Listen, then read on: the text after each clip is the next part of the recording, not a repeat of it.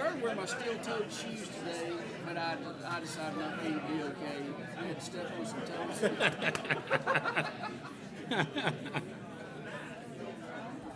Hey, good morning, everybody.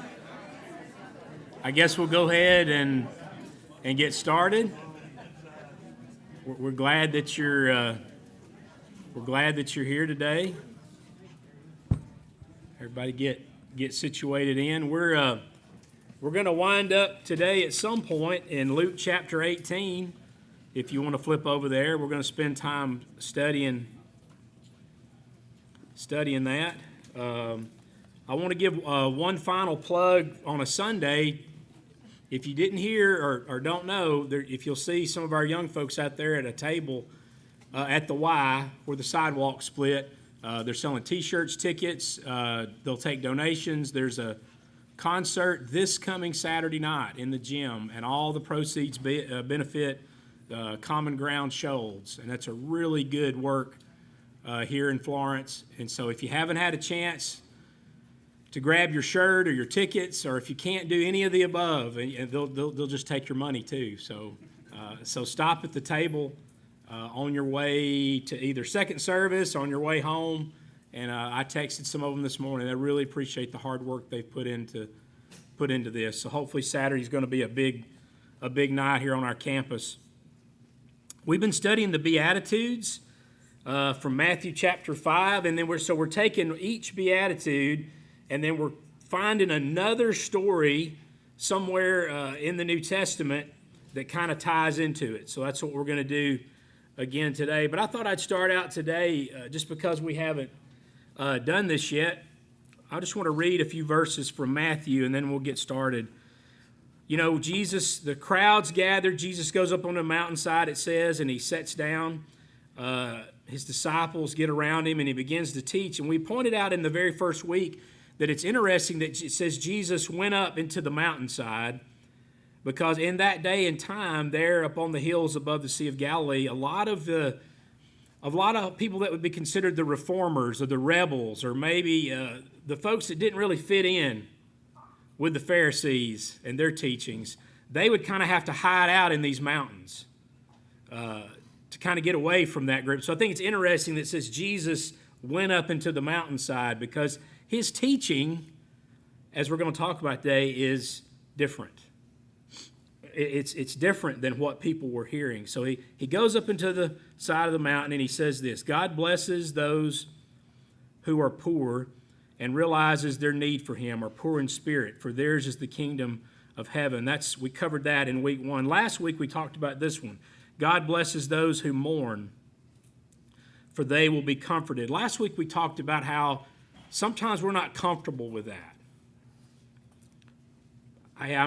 Excuse me for a minute, I'm going to go mourn. I mean, we don't say those things, and we've talked about this so many times in this class. When somebody says, "Hey, how you doing?" Our answer usually is, "Okay, pretty good." Baxter says, "Blessed." But what would you do if somebody said, "Man, I'm pretty tore up right now, and I've been in mourning"? I mean, I don't know. Oh, well, good luck with all that. I mean, but what we talked about last week is that might be an okay response. It's okay, because God may be looking to bless you if you recognize that mourning, if you turn that over to him. Well, today we're going to talk about this one. God blesses those who are humble, for they will inherit the whole earth. This is the New Living Translation. He goes on to say, God blesses those who hunger and thirst for justice. They'll be satisfied. God blesses those who are merciful, for they will be shown mercy. God blesses those whose hearts are pure, for they will see God. God blesses those who work for peace, for they will be called the children of God. God blesses those who are persecuted for doing right, for the kingdom of heaven is theirs. God blesses you, and people mock you and persecute you and lie about you and say all sorts of evil things against you because you're my followers. Be happy about it. Be very glad. And again, it's opposite of what we would think. For a great reward awaits you in heaven. Remember, ancient prophets were persecuted in the same way. That's the start of what we call the Sermon on the Mount. But here's what I want us to do today. You may want to get a pen and paper and write this down. I'm about to give you some very important safety information, okay? You ready? The odds say that there's a really good chance that we are not going to die in an avalanche. Are y'all happy to hear that? Seriously, avalanches only kill around 30 people a year. So I guess there's just that slight chance. It looks pretty good for you to avoid that. I guess first thing is you got to go somewhere where there's a bunch of snow. But I really felt like, you know what, man, 30 people, I've got to make sure the class is prepared in case they're caught in an avalanche. So here are the two things that, I don't know if you want to write these two things down. Maybe you can remember them, that you need to do if you're caught in an avalanche.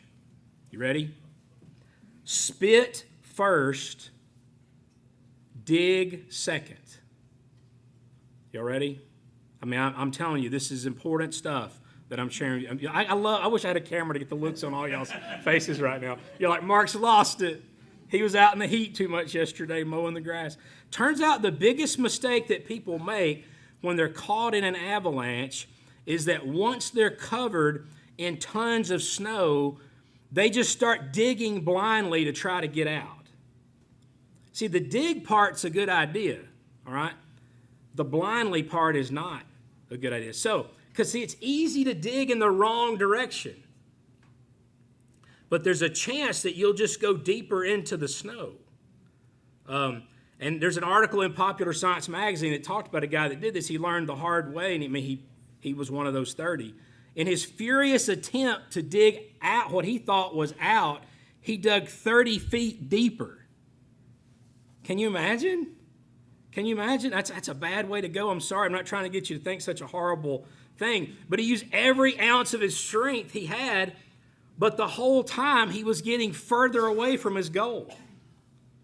From where he was trying to get out, but he was going deeper. So I don't know if you begin to figure out our first part of that. So, okay, if you're covered in snow, this is crazy. This is just one of my crazy things, all right? There's no way to tell which direction you're laying, okay? You're just like, I'm buried in a bunch of snow. But gravity still applies. So here's what I read. It says if you'll push a little snow away from your face and spit. Some of you are like, I just shouldn't go ahead and die in the snow. If the spit falls directly away from you, you're facing down. So you need to turn around the other way. If the spit goes to the left or to the right, it means you're sideways. But this may be the only time in your life that you want spit to fall back in your face. Because if you do, that means you're facing up. And so up is good. So you want to go. Now, don't y'all feel better that you know this now?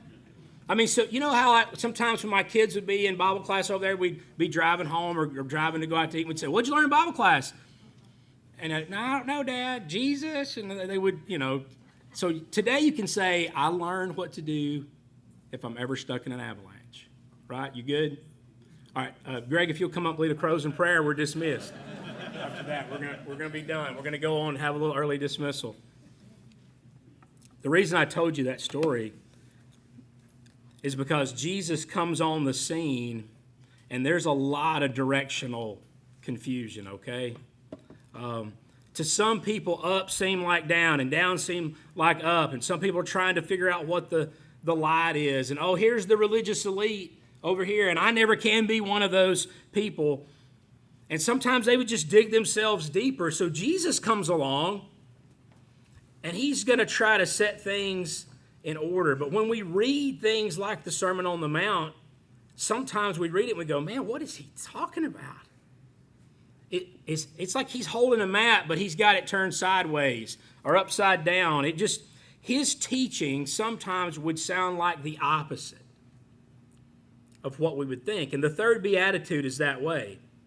God blesses those who are humble, for they will inherit the whole earth. For 2022, in America, that sentence doesn't make sense, right? The people that are going to inherit the earth are not the humble. They're the cutthroat CEOs or the celebrities that's the people that's going to inherit the earth. And so Jesus says this, and if you could picture the audience sitting out there at the base of the mountain where he's saying it, I wonder what some of them were thinking. Maybe to some of them it sounded good. See, to the religious elite, they wouldn't have liked that sentence. But to some in the crowd, they would, the ones the quiet ones, the ones that you tend to forget about. Maybe the people that are in a room and you're in a room with them and you go home and somebody says something about them being there and you're like, I didn't even notice they were there. See, those people, this beatitude, they're going to have their day. See, the loud ones, the entitled ones, I mean, Jesus is kind of throwing them under the bus with this beatitude. So, I want us to look at a story that Jesus tells in Luke 18 where he is telling a parable that fits this beatitude. Okay? So, if you want to go to Luke 18, verse 9, because Jesus says the way up is down. Jesus says greatness is humility.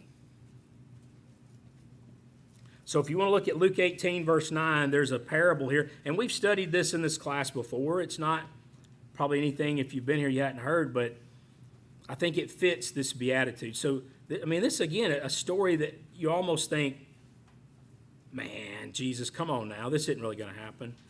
So it says Jesus, verse 9, told this story. And look who he's telling it to some who had great confidence in their own righteousness and scorned everyone else. It says 2 men went to the temple to pray. One was a Pharisee, and the other was a despised tax collector. The Pharisee stood by himself and prayed this prayer. I thank you, God, that I'm not like the other people. Cheaters, sinners, adulterers, and I'm certainly not like that tax collector. I fast twice a week, and I give you 1/10 of my income. But the tax collector stood at a distance and dared not even lift his eyes to heaven as he prayed. Instead, he beat his chest in sorrow, saying, "Oh God, be merciful to me, for I'm a sinner." I tell you, this sinner, not the Pharisee, returned home justified before God. For those who exalt themselves will be humbled, and those who humble themselves will be exalted. So that's the story. So we're going to use that parable and try to tie it into the third beatitude today. If that's okay, that's what we're going to do. So let's talk about Jesus and the parable and the 2 different directional systems, okay? You got 2 men, a Pharisee and a tax collector. And again, I don't want to wear this out, but people in this time, 2,000 years ago, they would have looked up to the Pharisee, all right?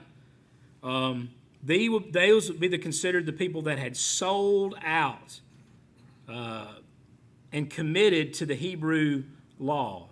And so it began to get me thinking, how would the world see me right now? Or how would the world see you? You can think through, I'm not asking you to say that out loud, but just think about it. There was a perception of these 2 guys by the world, right? The Pharisee tended to be who the people would thought was upstanding, educated, influential. They would place him, again, the people of that time, all right? The people of that time would place this Pharisee at the top of the society scale. Again, Jesus' teaching is going to be backwards than that. But I need you just to somewhere in the back of your mind to think about maybe how would society see you right now? So the tax collector, the opposite. I mean, everything, Jesus chose 2 completely polar opposites for this story. Do y'all remember last 2 weeks we talked about the prostitute that crashed Simon the Pharisee's party? I mean, we said she was the lowest of the low.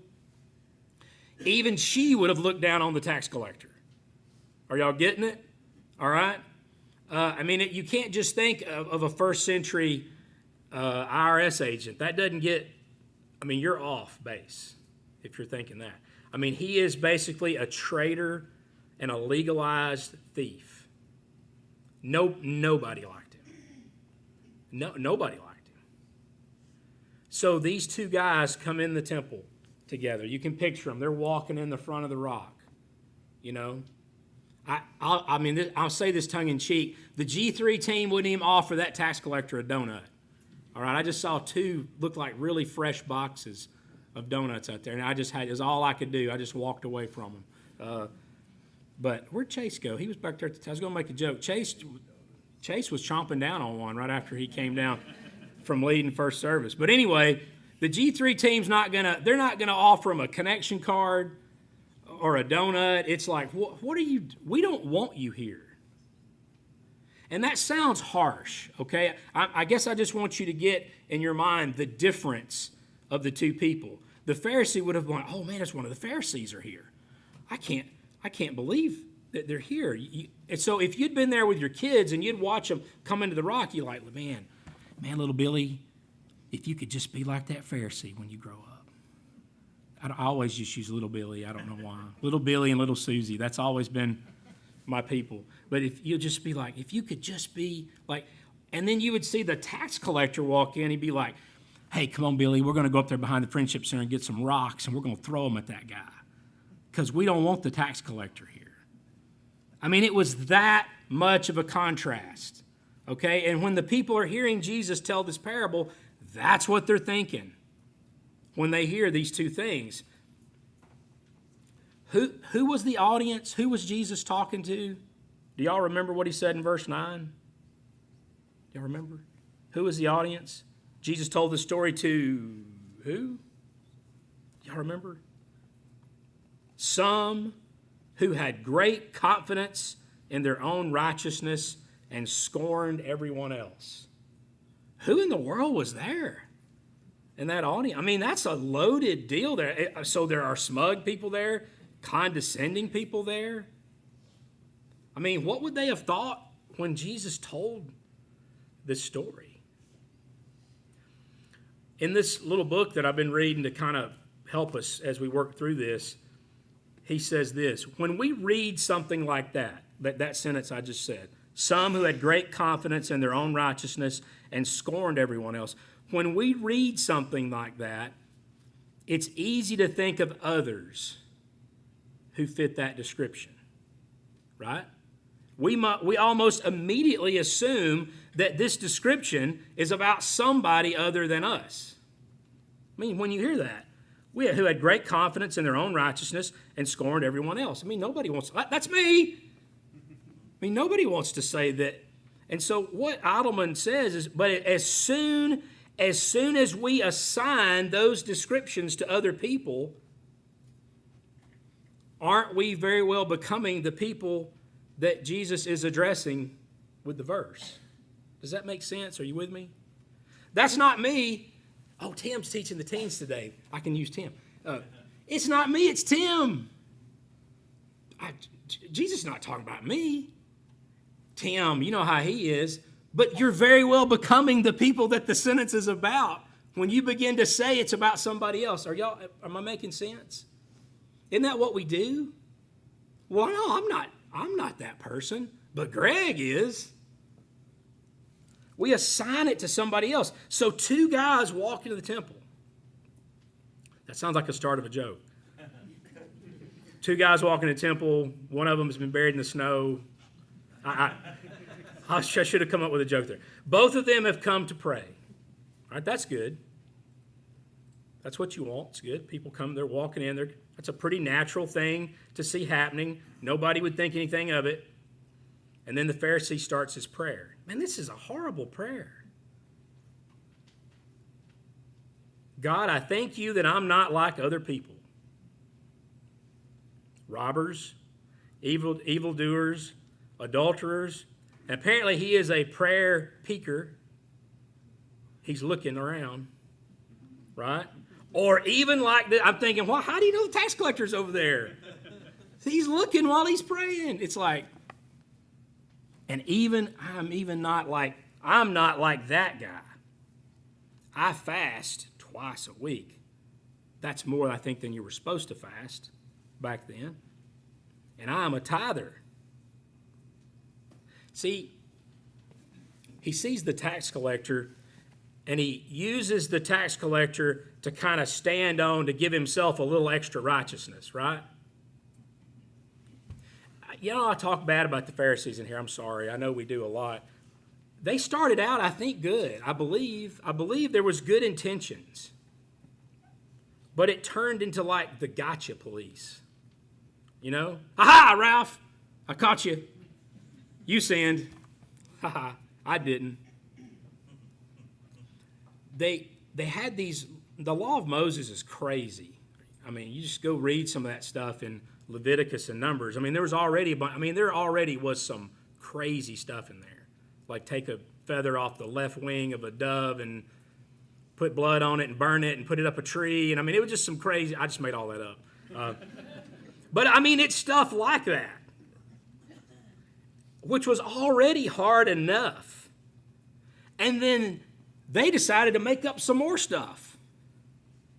And so they made it where it was almost physically impossible to follow the law.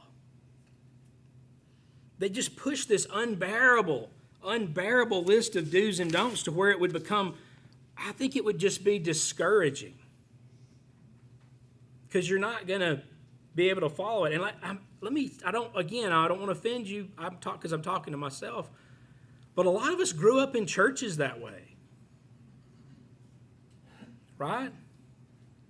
We grew up in some churches 30, 40, 50 years ago where grace just didn't get talked about, and it was, oh, you missed Wednesday night, you're going to hell.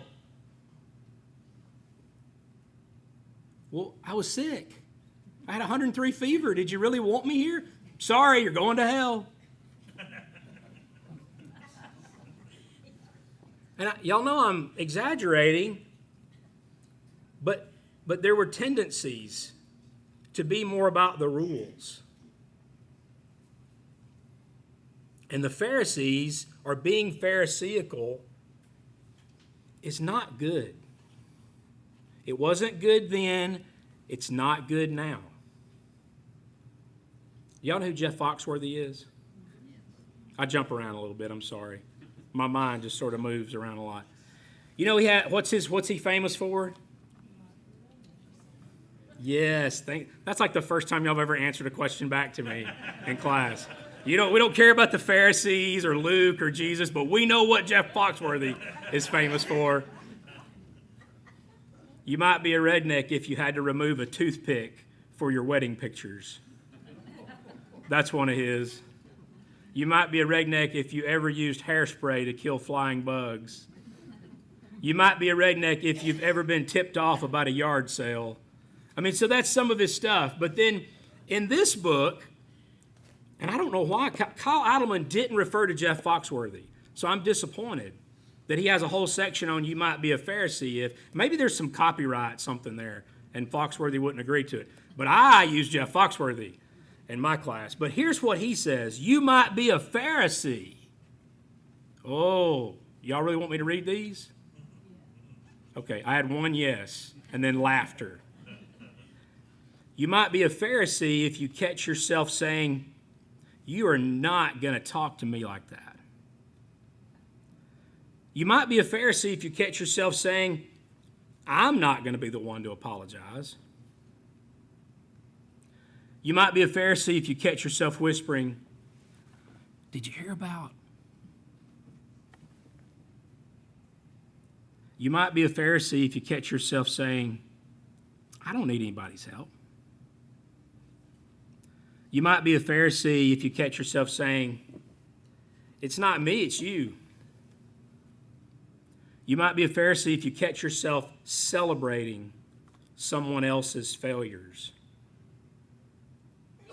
See, it's important to remember that the Pharisees were all about performance.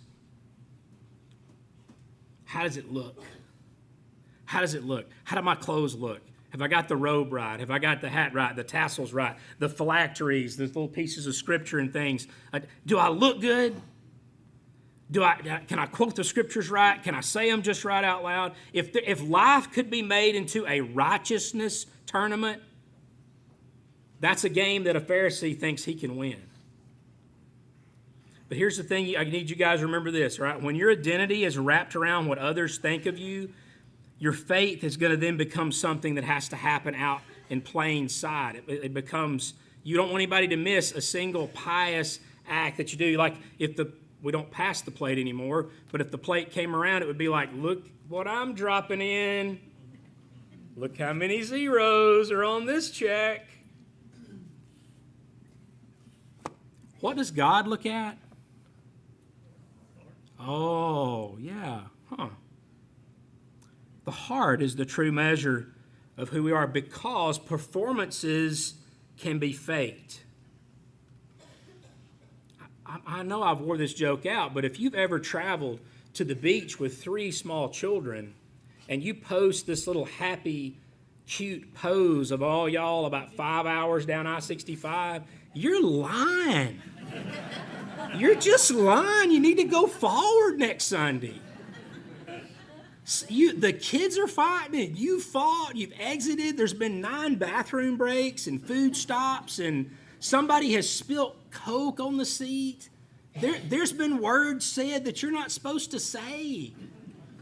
But we're like, beach trip 2022. Right? That's the Pharisees. It's how it looks. These guys became legends in their own minds because it looked good. But do you think there weren't hungry and sick and poor and needy people just all around them? And it didn't register. Here's the sentence. The things they cared about didn't register with what God cared about.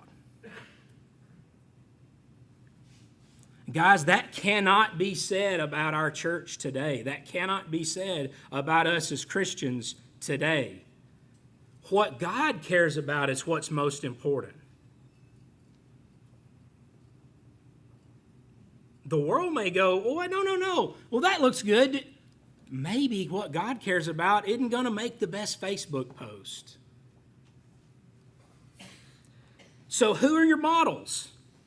Pharisees like to compare themselves. Who do you measure yourself against?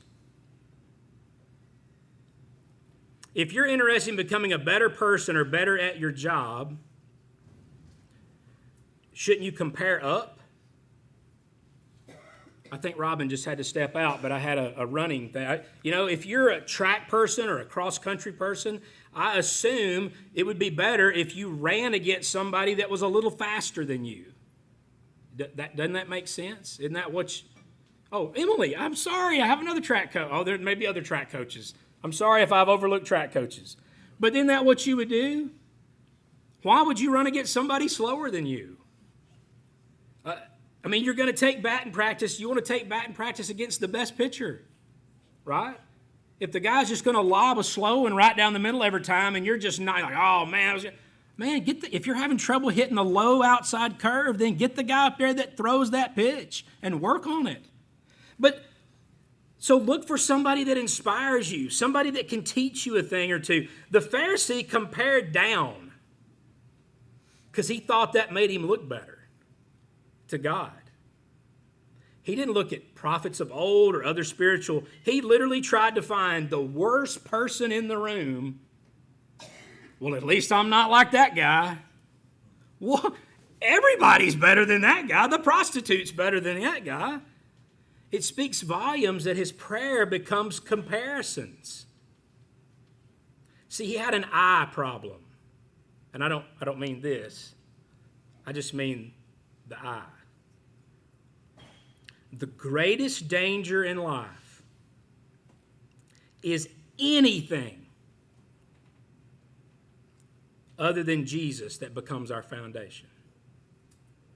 The greatest danger in life is but God, Mark, this is it, than anything other than Jesus that becomes your foundation. The Pharisee was all about performance-based religion. And again, like I said, regretfully, that's the false foundation that a lot of us grew up on. We didn't do it on purpose. I don't think we did it to be mean, but we would even do things. When I was a kid, and you bring your Bible and you get a star. You bring your visitor, you get 2 stars. We began to teach, even at a young age, about performance. See, 4 times in this story, the Pharisee uses the first person pronoun, I.